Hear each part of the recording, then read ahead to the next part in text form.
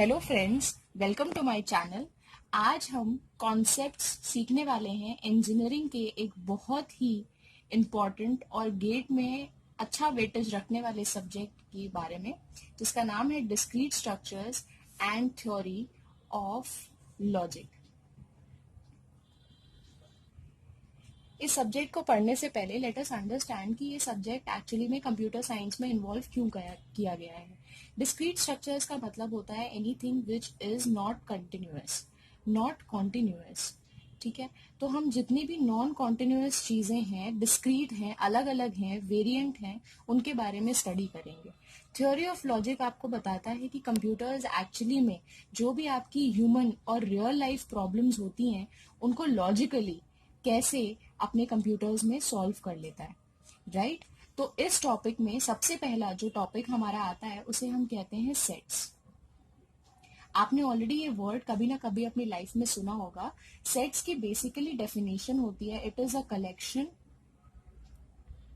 Of elements which are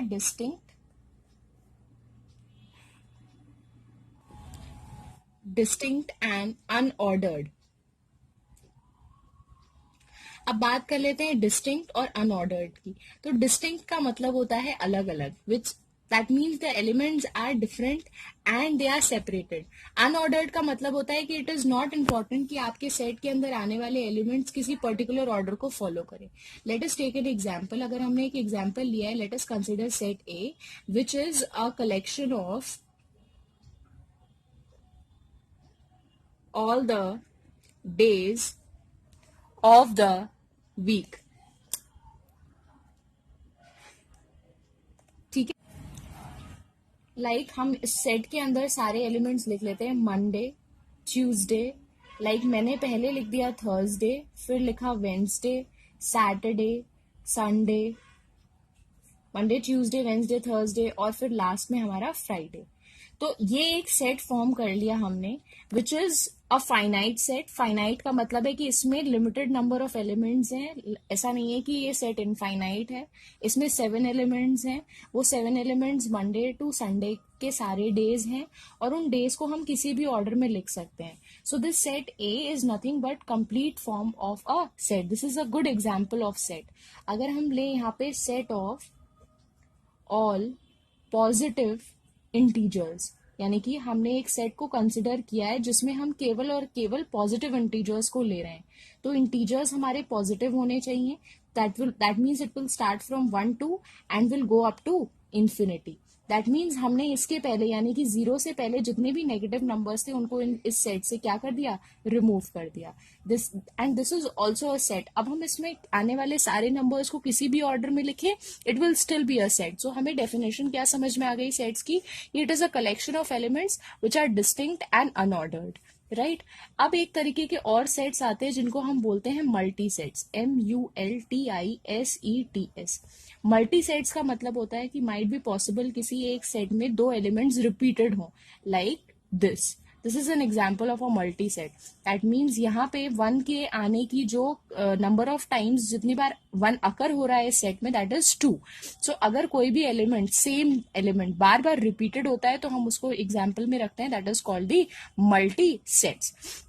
तो set क्या होते हैं? It is a collection of elements which contain distinct elements and are unordered, जबकि multi elements can contain elements which can be repeated, elements which can be repeated हो सकते हैं ये, and they are also considered as multi sets. अब next topic हमारा जो आता है वो आता है टाइप्स ऑफ सेट्स के बारे में।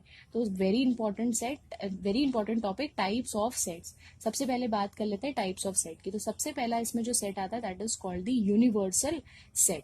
यूनिवर्सल सेट जो होता है वो आपके कंप्लीट सारे के सारे सेट्स को इन्वॉल्व करता है। जैसे कि हमने बोला, like let us consider a set of all the elements of English alphabet. तो इंग्लिश अल्फाबेट के अंदर अगर हमने एक सेट ले लिया है इंग्लिश अल्फाबेट का, that means it will contain all the elements from A to Z, right. So ये हमारा क्या बन गया, हमारा यूनिवर्सल सेट। अब अगर हमने इसी सेट से कुछ भी बनाना है, लाइक अगर हमें एक सेट क्रिएट करना है, सेट ऑफ वोवल्स। vowels यानी कि it will contain only the elements called A, E, I, O, U.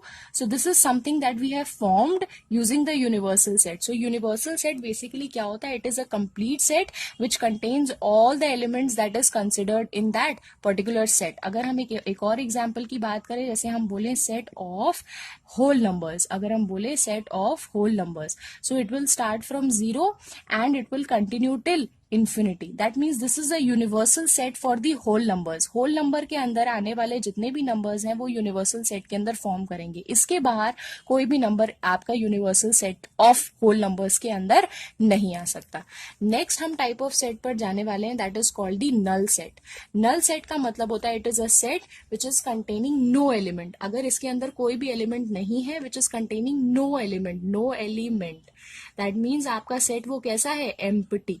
कैसा है? empty. And a null set is represented by a denotation called phi. आप इस null set को phi से denote करते हैं. जहां पे भी आपको phi नजर आएगा, इसका मतलब क्या होता है कि एक ऐसा set है that is containing no element. It is an empty set. तो कहीं भी अगर अच्छा एक चीज जो यहाँ पे important point है जो note करने वाली है, that means कि this phi is not an element. It is not an element. Rather, it is a representation of a set. This is not an element. Please remember this. ये एक element नहीं है. Rather, ये एक representation है null set का, which is showing a set which is containing no element, right? Another type of set जो कि हमारे पास आता है, it is called the singleton set.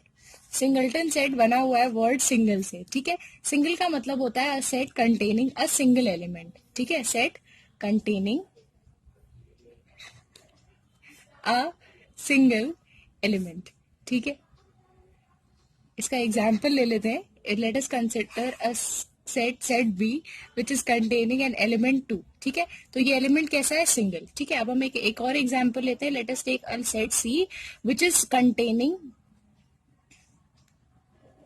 A day of week starting with M.